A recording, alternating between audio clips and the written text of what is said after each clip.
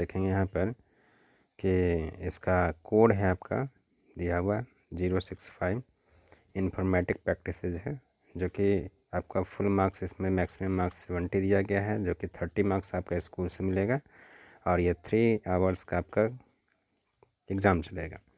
सबसे पहले देख लेते हैं कुछ जनरल इंस्ट्रक्शन क्या है इसमें। तो जनरल इंस्ट्रक्शंस हम लोग देख लेते हैं कि तो जूम कर लेते हैं इसको। देखिए जनरल इंस्ट्रक्शन क्या है आपका। सबसे पहला तो आपको दिया गया है फर्स्ट नंबर में, हम लोग देखते हैं this question paper contents 5 section. अब इसमें 5 सेक्शन दिया गया है जो कि सेक्शन नंबर ए से लेके ई तक है, सेक्शन ई से लेके ई तक है।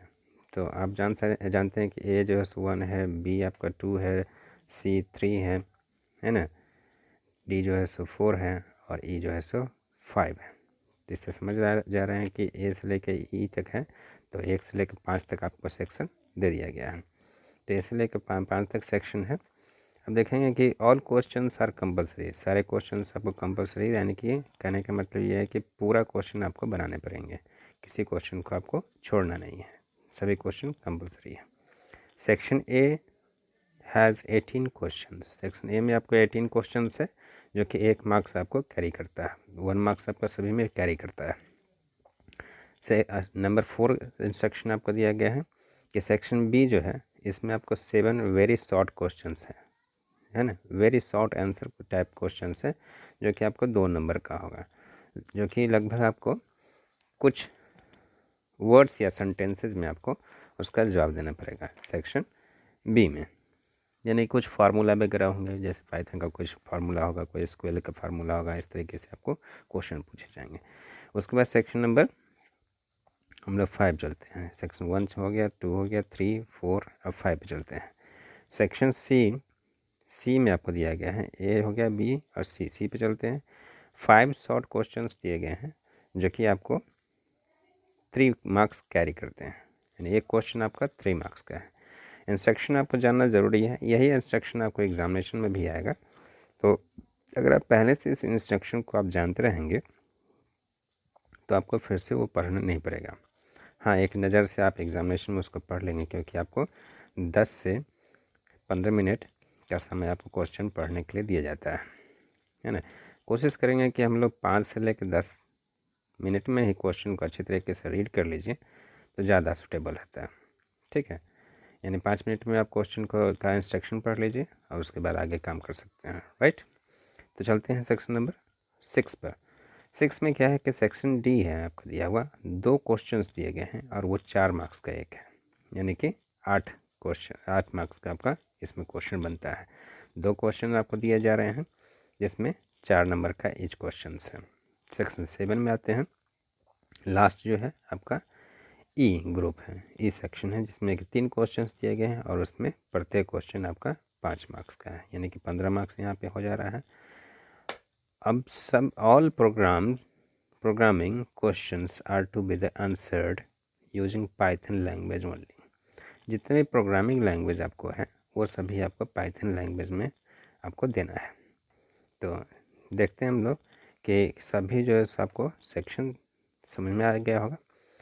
तो पाइथन लैंग्वेज में आप लोग पढ़े होंगे, जो कि फर्स्ट चैप्टर में ही आपको पाइथन दिया गया है।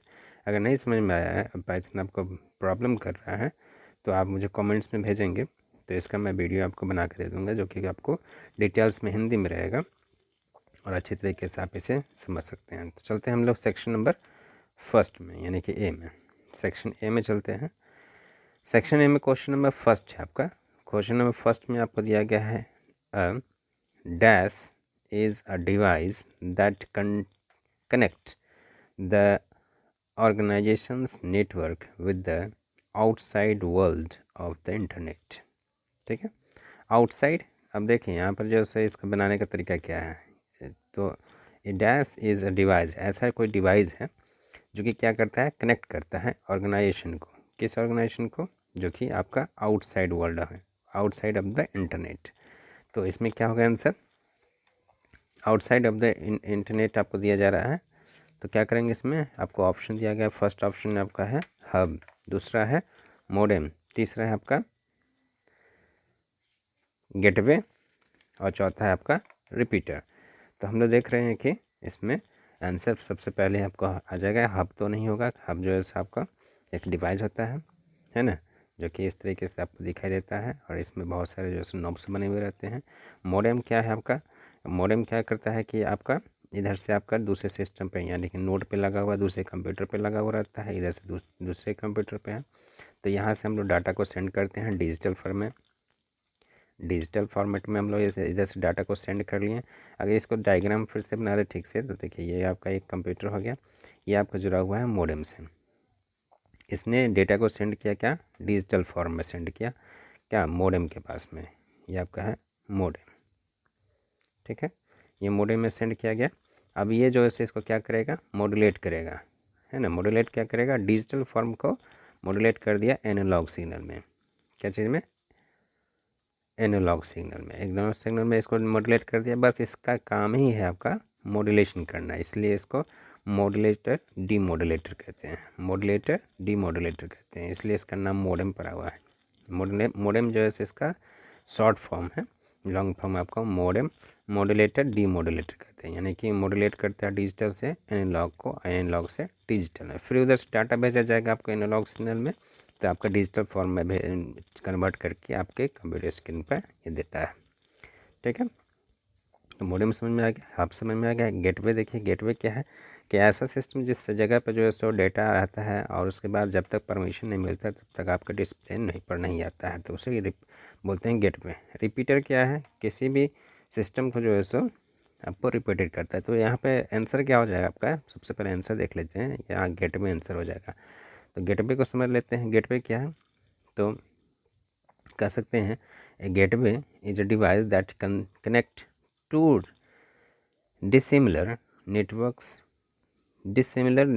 को जो है सो क्या करता है, कनेक्ट करता है। It is actually a node, ये क्या होता है, एक नोड ही होता है। यानी अगर मान लिया कि एक कंप्यूटर जुड़ा हुआ है, दूसरे कंप्यूटर से जुड़ा हुआ है, तीसरा कंप्यूटर जुड़ा हुआ है, ये एक दूसरे से जुड़ा हुआ है, ठीक है, ये एक दूसरे से जुड़ा हुआ है। इसमें कोई जो है सो ये डेटा शेयरिंग कर रहा है, ये इससे डेटा शेयरिंग करेगा, इससे ये डेटा शेयरिंग करेगा, इससे ये डेटा शेयरिंग करेगा, तो एक दूसरे से जुड़ा हुआ, ये सभी जो है सो एक नोड कहलाता है। ये भी नोड कहलाएगा, ये भी नोड कहलाएगा, है ना। ये तीनों नोड हैं, आपस में सभी जो है सो एक शेयर कर रहे हैं डेटा को। अब क्या है कि it is actually a node on a network that serves as and entrance to another network, दूसरे नेटवर्क को जो है सो इंट्रेंस करता है। अब अगर कहा जाए तो ये प्रॉक्सी सर्वर है, जिसमें कि फायरवॉल का इस्तेमाल किया जाता है इसके साथ में, जो कि डेटा को शेयरिंग करने के लिए किया जाता है। ठीक है, इसका आंसर हो गया आपका गेटवे। क्वेश्चन नंबर सेकेंड चलते हैं। क्वेश्चन नंबर सेकेंड आपका है कि when e waste such as electronic circuit board are burnt for the disposal, the elements contents in them create a harmful chemical called dash, which causes skin diseases, allergies and an increased risk of lung cancer। देखिए lung cancer जो है so increase होना शुरू हो जाएगा अगर मान लिया कि यहाँ पर ई वेस्ट चालू हो जाता है। ठीक है, इलेक्ट्रॉनिक वेस्ट जो है सो सामान उसमें आता है। ई वेस्ट में क्या होगी, इलेक्ट्रॉनिक सर्किट्स हैं, ये सर्किट्स बोर्ड को जो है सो अगर हम लोग बर्न जला देते हैं तो क्या होगा, जलाने से क्या होगा कि इसमें एलिमेंट्स जो है सो कंटेंट्स आते हैं, तो क्या क्या करेगा, ये हार्मफुल केमिकल को उत्पादित करेगा। तो हार्मफुल केमिकल कौन सा होगा ये इस जगह पर, जो कि आपका लंग्स कैंसर के लिए जिम्मेदार होगा, ठीक है, और स्किन डिजीज़ के लिए जिम्मेदार होगा। तो क्या कौन सा हो सकता है आपका, तो इसमें आंसर आ जाएगा आपका बेरिलियम। ठीक है, तो अगर हम लोग बोर्ड को जलाते हैं, सर्किट बोर्ड को जलाते हैं, तो इसमें बेरिलियम जो है सो उसमें से निकलेगा, और बेरिलियम जो है सो आपको लंग कैंसर जो होना शुरू हो जाता है, और ये स्किन डिजीज़ का प्रकोप होना शुरू हो जाता है। तो ये है इलेक्ट्रिकल एंड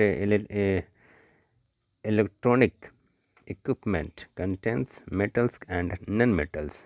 देखिए इलेक्ट्रॉनिक सर्किट जो होता है ये क्या होता है कि इलेक्ट्रॉनिक इक्विपमेंट जो है वो मेटल का बना हुआ रहता है, मेटल मेटेलिक जो होता है मेटेलिक का बना हुआ रहता है और कुछ जो है नॉन मेटल का होता है। तो नॉन मेटल जैसे कि आप देखेंगे कि डायोड वगैरह बना रहता है या फिर बोर्ड्स वगैरह बना रहता है, तो मेटल और नॉन मेटल दोनों होता है। अगर इसे हम लोग जला देते हैं तो दोनों मिलकर जो है सो कुछ ऐसे चीज़ों का निर्माण करेंगे, जैसे कि बेरिलियम उसमें से निकलेगा, कार्बन तो निकलेगा ही निकलेगा, हाइड्रोजन नहीं निकलेगा उसमें से। तो वो जब हवा में जाएगा तो सांस के थ्रू अंदर जाएगा, जब सांस के थ्रू आदमी अंदर लेगा तो लंग्स कैंसर होना ही होना होता है। चलते हैं हम लोग क्वेश्चन नंबर 3 में। कॉपीराइट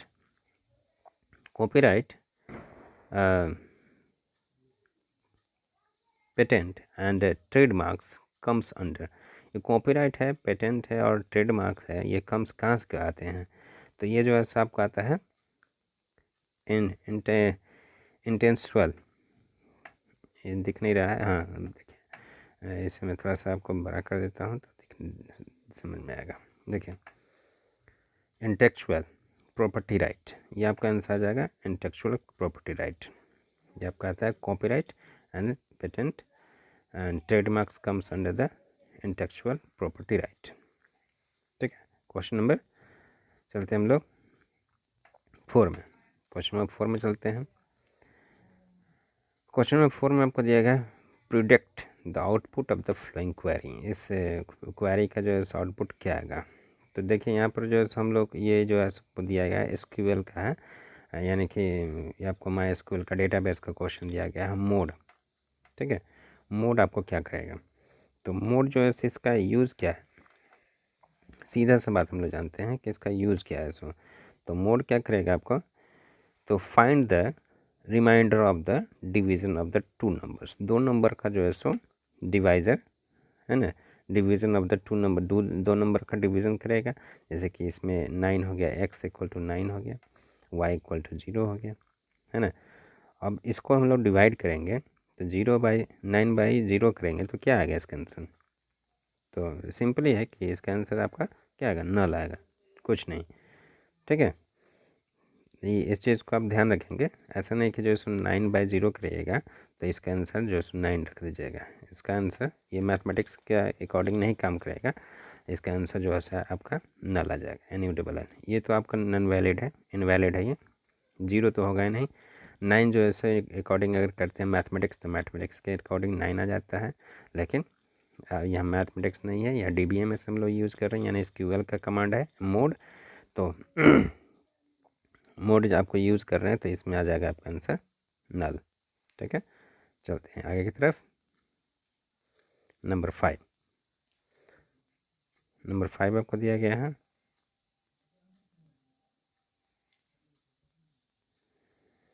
नंबर 5 आपका क्वेश्चन है विच of the flowing SQL function does not belong to the math functions? Math category. अब मैथ फंक्शन का कैटेगरी कौन सा है इसके बारे में देखिए।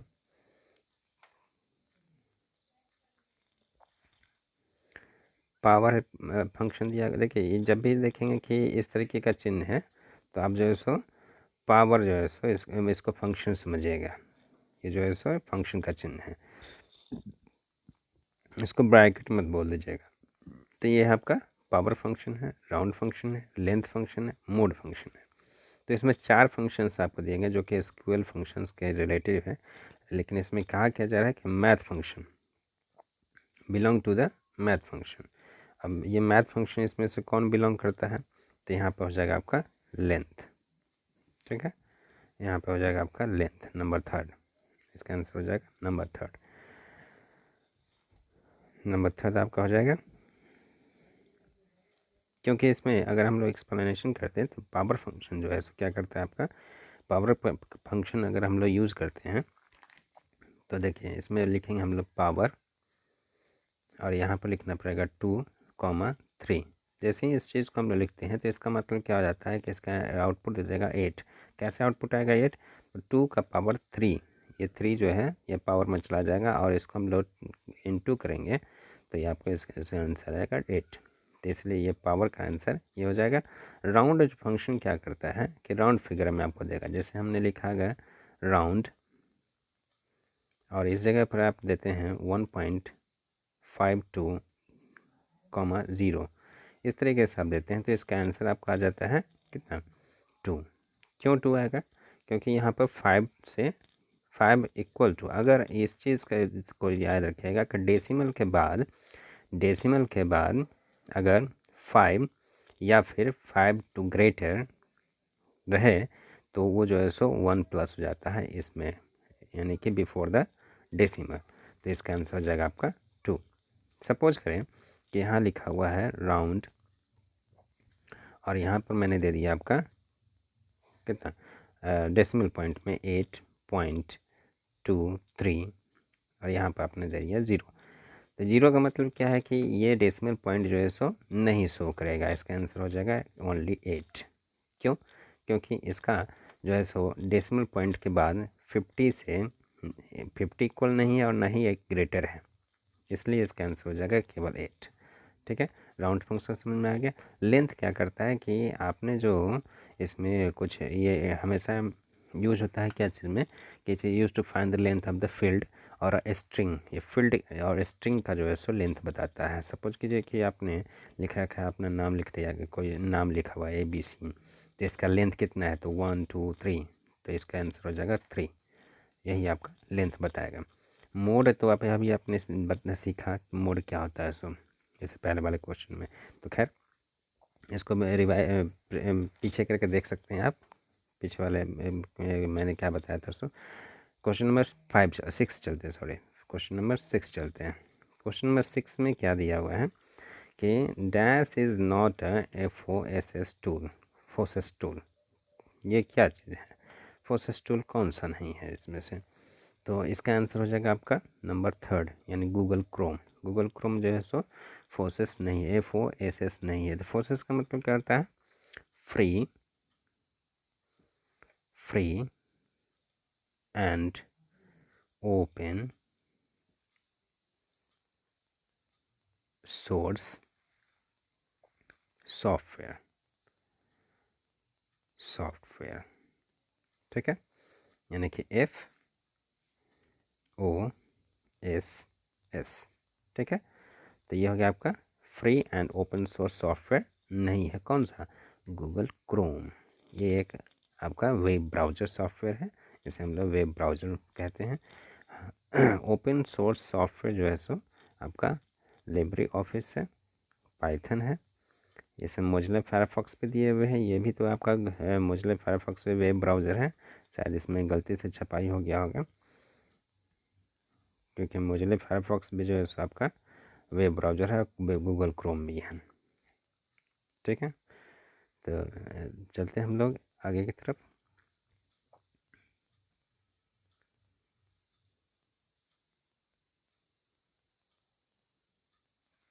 हाँ, एक चीज़ में कहा जा सकता है, मुझे फिर याद आया कि ये जो लाइब्रेरी ऑफिस है ये आपका ओपन सोर्स सॉफ्टवेयर है ना, जो कि फ्री ऑफ कॉस्ट है, और ये आपका ओपन सोर्स सॉफ्टवेयर कहलाता है। ओपन सोर्स सॉफ्टवेयर का मतलब कि ये आपको फ्री में मिल जाता है। दूसरा है मोजिला फायरफॉक्स, ये भी आपको फ्री में मिल जाता है। ठीक, और मोजिला फायरफॉक्स जो है सो ये आपका फ्री है और ओपन सोर्स सॉफ्टवेयर भी है। लेकिन गूगल क्रोम जो है ये क्या करता है कि ये ओपन सोर्स सॉफ्टवेयर नहीं है। ओपन सोर्स सॉफ्टवेयर के बारे में अगर आपको जानना हो तो कमेंट्स बॉक्स में मुझे भेजेंगे, इसके बारे में मैं आपको डिटेल्स में बना के भेज दूँगा एक वीडियो। ठीक है, चलते हैं हम लोग। हाँ, पाइथन के बारे में हम जान रहे हैं कि पाइथन एक जो है प्रोग्रामिंग लैंग्वेज जो कि ओपन सोर्स सॉफ्टवेयर, ये भी हम फ्री में डाउनलोड कर लेते हैं और ये भी ओपन सोर्स सॉफ्टवेयर है। चलिए, CSV स्टैंड्स फॉर, CSV क्या स्टैंड फॉर क्या है? तो CSV अधिकतर बनता है एक्सेल सीट में बनता है। ये एक फाइल एक्सटेंशन नेम है। इसका जो है सो क्या है? कंटेंट। CSV का फुल फॉर्म आपको है कॉमा सेपरेटेड वैल्यू। ठीक है, कॉमा सेपरेटेड वैल्यू। तो किसी चीज़ में आपको ऑटोमेटिकली कॉमा लगा के आपको वैल्यू में दे देगा। CSV आपको फाइल अगर बनाते हैं तो एक्सटेंशन में फाइल देते हैं तो। ठीक है, क्वेश्चन नंबर 8 में चलते हैं। 8 थोड़ा सा बड़ा लग रहा है, कुछ इसमें कहानियाँ भी दी गई हैं। राज ए डेटाबेस एडमिनिस्ट्रेटर है। needs to display the average pay of workers from those departments which have more than 5 employees. He is experiencing a problem while running the flowing query. अच्छा, कुछ क्वेरी जो है ये रनिंग कर रहा है, ये आपका DBMS का क्वेरी कर रहा है। सिलेक्ट डिपार्टमेंट है, एवरेज सैलरी है, फ्रॉम एम्प्लॉय वेयर काउंट कर रहा है। स्टार का मतलब है कि all files greater than 5, group by department. ठीक है, तो ये कर रहा है ग्रुप बाय डिपार्टमेंट। तो इससे क्या होगा, which of the following is a correct query to perform the given task. अब ये जो कमांड है, इस कमांड को देने के बाद, रन करने के बाद इसमें से कौन सा आएगा इसके बारे में पूछा जा रहा है। तो चलते हैं ऑप्शन के पास थोड़ा सा।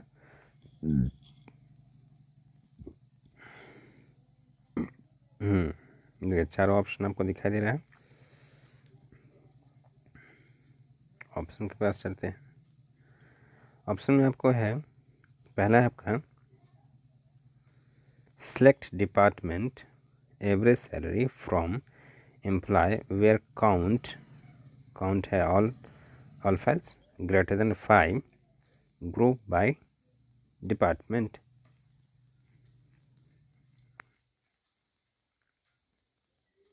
वेयर ये तो सेम का सेम उतार दिया है।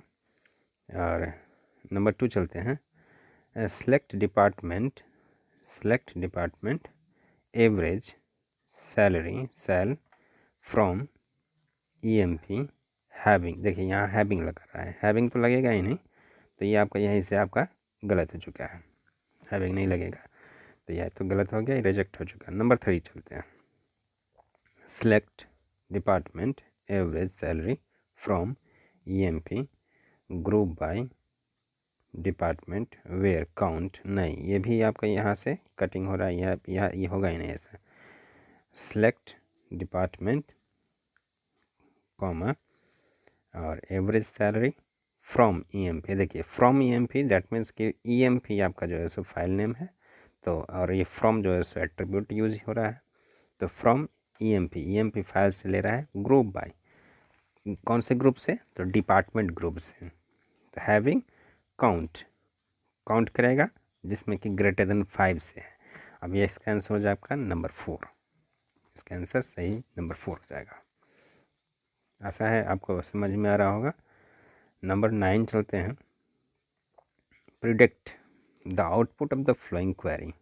इस क्वेरी में जो है सो हम लोग देखते हैं, select L case month name है एल केस का मतलब क्या है, एक होता है CC केस, CCASE,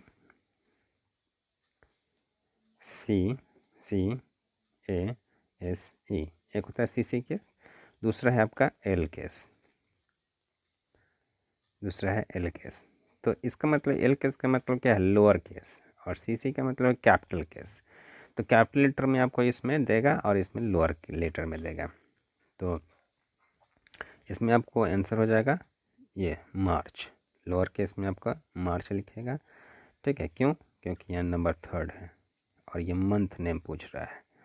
ठीक है, ये मंथ नेम पूछ रहा है, तो इसका मंथ नेम कौन सा है, तो 3 दिया हुआ है, तो इससे मार्च होगा। और ये लोअर केस एल है दिया हुआ है, यानी कि एल मार्च ही होगा लोअर केस में। ठीक है, नंबर 10 क्वेश्चन देखते हैं। नंबर 10 क्वेश्चन देखते हैं। थोड़ा सा मिस्टेक हो गया। नंबर 10 क्वेश्चन देखते हैं, विच of the flowing command will show the last 3 rows from the pandas series named NP। अब देखिए कुछ जो सो आपका NP नेम दिया हुआ है कुछ सीरीज़ का, जिसमें पांडाज। अब आ गया आपका पाइथन से क्वेश्चन आ गया कुछ, तो पाइथन से क्वेश्चन आ गया, आपको क्या करना है, NP which of the flowing command, इसमें से कौन सा कमांड जो है सो NP विल शोज द 3 रो आपको दिखाई देगा। तो पहला देखिए आपका NP, देखिए पहला आपको दिया गया है NP डॉट TAIL टेल, और ये फंक्शन दिया हुआ। तो फंक्शन आपको 3 रो दिया हुआ है, तो इसमें तो आपको 3 देना चाहिए था, तो इसमें तो ये आपका गलत है, ये नहीं होगा। देखिए NP टेल, ये आपका हो सकता है NP टेल 3, और उसके बाद आपको दिया हुआ है इसमें NP पॉइंट टेल 3। कैलकुलेटर में नहीं लिखा था इसको, ये तो गलत हो गया। ऑल ऑफ द अबव, सब तो होगा नहीं, क्योंकि आपका ये गलत है, ये गलत है। नंबर 2 आपका सही है, तो इसमें आंसर हो जाएगा नंबर 2, यानी कि NP डॉट टेल 3 फंक्शन में। तो आपको 3 रो आपको डिस्प्ले करके देगा। नंबर 11 चलते हैं। With reference to SQL identify the invalid data form. ये ध्यान देंगे, यहाँ पे इनवैलिड कह रहा है, वैलिड नहीं बोल रहा है। तो इनवैलिड कौन सा होगा, आप इस चीज़ को ध्यान देंगे कि देखिए यहाँ पर डेट तो होता ही है, डेट फंक्शन होता है, और उसके बाद हम लोग SQL में डेट फंक्शन होता है, इंटीजर फंक्शन होता है जिसको हम लोग INT भी लिखते हैं, इंटीजर फंक्शन होता है। इसमें नंबर 3 में दिया गया वर्चर, ठीक है, वर्कार दिया हुआ है, यानी कि वेरिएबल और कैरेक्टर दिया हुआ है, तो ये भी आपका होता है। उसके बाद मंथ जो है सो नहीं होता है, तो करेक्ट ऑप्शन आपका हो जाएगा नंबर 4 मंथ, आंसर आपका हो जाएगा मंथ, ठीक है। तो ऐसा समझ में आ रहा होगा आपको क्वेश्चन, और काफ़ी इजी भी में हो रहा है। हाँ स्टूडेंट, फिर से हम लोग आपका स्वागत है। देखिए क्वेश्चन नंबर 12 में चलते हैं। क्वेश्चन नंबर 12 ज़्यादा एक्सप्लेनेशन हम नहीं कर रहे हैं इसलिए, क्योंकि काफ़ी ज़्यादा लंबा वीडियो बन जाएगा और इसमें आपको दिक्कत होगा, इसलिए मैं फटाफट इस वीडियो को जो है सो ख़त्म करना चाहता हूँ। देखिए क्वेश्चन नंबर आपका 12 है, इसमें दिया गया है in Python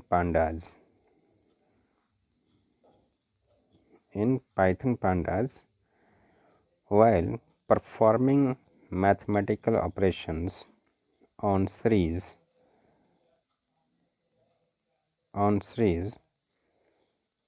index matching is implemented and all missing values are filled in with, यानी कि मिसिंग वैल्यूज़ फिल्ड कर देगा किस में, बाय डिफ़ॉल्ट। बाय डिफ़ॉल्ट जो है, डिफ़ॉल्ट मतलब क्या होता है कि जैसा पहले फिक्स किया हुआ है वैसा ही आपको उसमें फिल करके दे देगा। तो कैसे आपका होगा, इसमें होगा आपका नंबर 3 एन। इसको कह सकते हैं कि जब हम लोग मैथमेटिकल ऑपरेशन करते हैं, है ना, तो उसमें पांडास सीरीज़ जो है सो आपको क्या करता है, ऑपरेशन से कुछ ऑपरेशन ऐसे करते हैं, इसमें कुछ ऐसे प्रक्रिया करता है जो कि आपका मैचिंग इंडेक्स करके आपको दे देगा। NaN का मतलब क्या होता है, NaN, इसका मतलब क्या होता है कि नॉट ए नंबर, ठीक है। इसको मैं ठीक से लिख देता हूँ, नॉट ए नंबर। देखिए नंबर का मतलब ये है कि आपका N से ये आ गया, ये आपका है गया और कैपिटल लेटर N है, तो नॉट ए नंबर, ठीक। बाय डिफ़ॉल्ट जो है इस तरह चीज़ को अगर हम शॉर्ट में लिखते हैं तो आपका वो सीरीज में आ जाएगा। चलिए क्वेश्चन नंबर आते हैं 13। क्वेश्चन नंबर 13 में आते हैं, इसमें आपको दिया गया है, पहले वाला आ गया आपका, by restricting the server and encrypting the data a software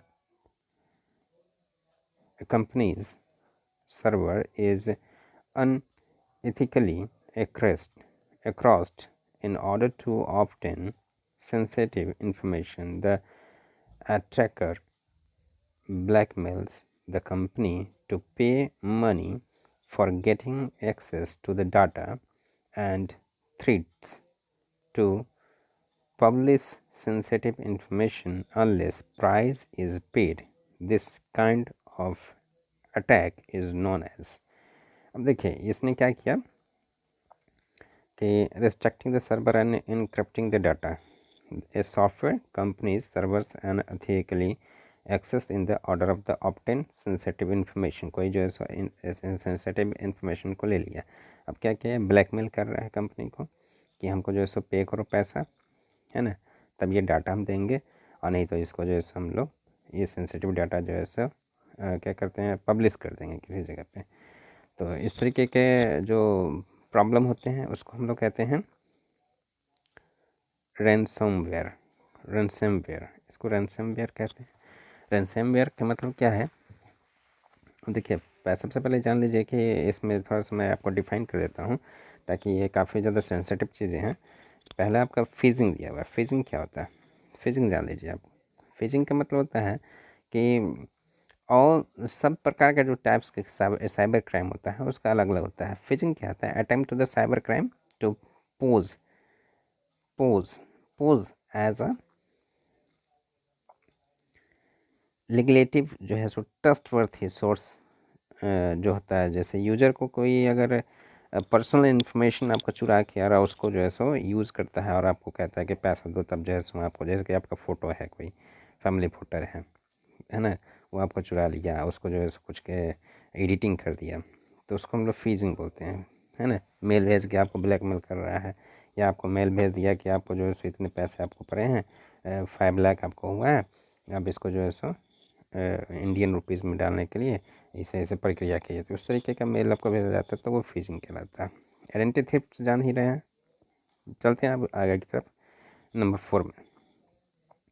14 में इन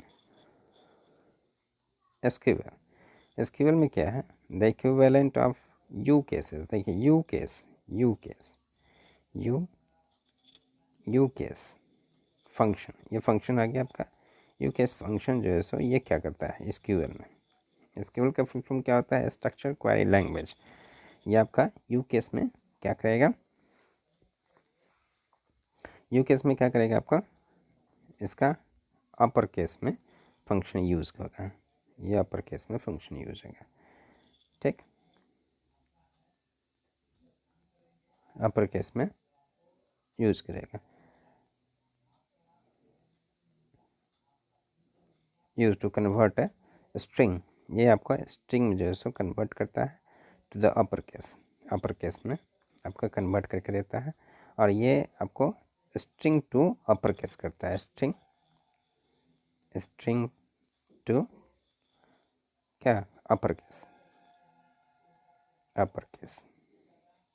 इसमें जो है सो कन्वर्ट करके। स्ट्रिंग मतलब क्या है कि आपका जो वर्ड कुछ लिखते हैं, जैसे आपने अपना कोई नाम लिखा, जैसे स्कूल का नाम ही आपने लिखा,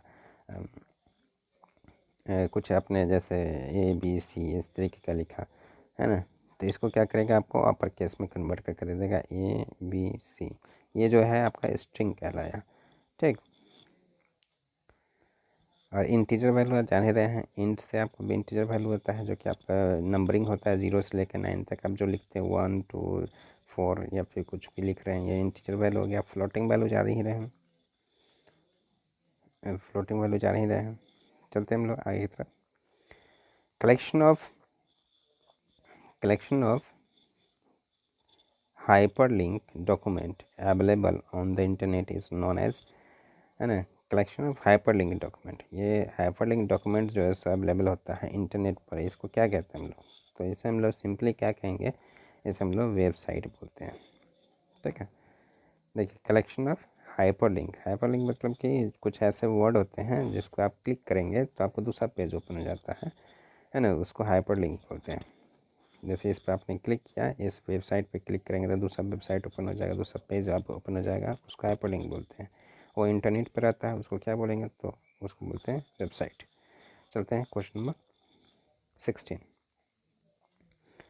16 में आते हैं। यहाँ आपको दिया गया है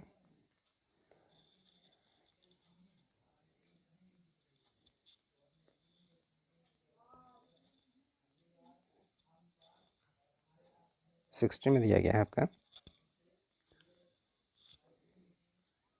dash is a non-profit organization that aims to build a publicly accessible global platform। यानी कुछ ऐसा जो ऑर्गेनाइजेशन है जो कि नॉन प्रॉफिट है, कोई प्रॉफिट का नहीं है, वो कोई प्रॉफिट नहीं लेता है, और build publicly accessible global platform, पूरा दुनिया में है ऐसा platform, where a range of creative and academic work, है ना, creative and academic work is shared freely. Freely share करता है कौन सा? आपका क्रिएटिव एंड एकेडमिक वर्क को शेयर करता है, तो वैसे उसको क्या कहते हैं? तो वो है आपका नंबर 3, यानी कि क्रिएटिव कॉमन्स। ये आपका नंबर 3 हो जाएगा, क्रिएटिव कॉमन्स। क्रिटिकल कॉमन्स तो होगा ही नहीं, क्रिएटिव कॉस्ट नहीं होगा, कॉमन्स नहीं होगा, क्रिएटिव कॉमन्स होगा, क्रिएटिव कॉमन। ये 2 बार ऑप्शन दिए हुए हैं, है ना। क्रिएटिव कॉमन, अच्छा इसमें कॉमन्स दिया हुआ है, इसमें कॉमन दिया हुआ है, तो ये इसमें आपका नंबर 3 हो गया, क्रिएटिव कॉमन्स। चलते क्वेश्चन नंबर 17 में। ये आपका माथा पच्ची वाला है 17 वाला। इसमें देखेंगे 17 में आपको क्या है, असर्शन दिए हुए हैं। ए नंबर, मोडेम। देखिए अभी मैंने मोडेम के बारे में बताया था, मोडेम, मॉड्यूलेटर और डीमॉड्यूलेटर, ठीक है, ये तो सही हो गया। रीज़न दिए हुए हैं, it is a computer hardware device. हाँ, हार्डवेयर डिवाइस है दैट कन्वर्ट डाटा फ्रॉम, वो दिख नहीं रहा है, थोड़ा सा इसको मैं छोटा कर देता हूँ तो आपको दिखाई देगा। हाँ, तो था आपका convert data from a digital format to analogue and vice versa. तो आप जान रहे हैं कि मोडेम इसका फुल फॉर्म ये है, मॉड्यूलेटर डीमॉड्यूलेटर, तो ठीक है ना। उसके बाद ये जो है आपका क्या करता है, कन्वर्ट करता है डाटा को कौन से डिजिटल फॉर्मेट से एनालॉग सिग्नल में। तो देखते हैं इसका आंसर कौन सा होना चाहिए। नंबर ए पे पढ़ते हैं, both A and R are true. हाँ ठीक है, ए और आर दोनों ट्रू है। R is correct explanation of A, तो यही सही है, आगे हम बढ़ेंगे नहीं क्योंकि फर्स्ट आपका सही हो चुका है, तो दूसरा बढ़ेंगे नहीं। चलते हैं क्वेश्चन नंबर 18 में। 18 में चलते हैं। To use the pandas library in a Python program, one must import it. Reason देखते हैं, the only alias name that can be used with the pandas library is pd. pandas library में जो है हम लोग pd के नाम से इसको काम करते हैं। देखते हैं ए नंबर 1 में, ए फर्स्ट ऑप्शन को दिया गया है, both a are and r are true and r is correct explanation। नहीं, ये तो एक करेक्ट एक्सप्लेनेशन नहीं है भाई। both a and r are true and r is not correct explanation for a। तो नहीं भाई, ये भी ठीक नहीं होगा, ये भी गलत है आपका।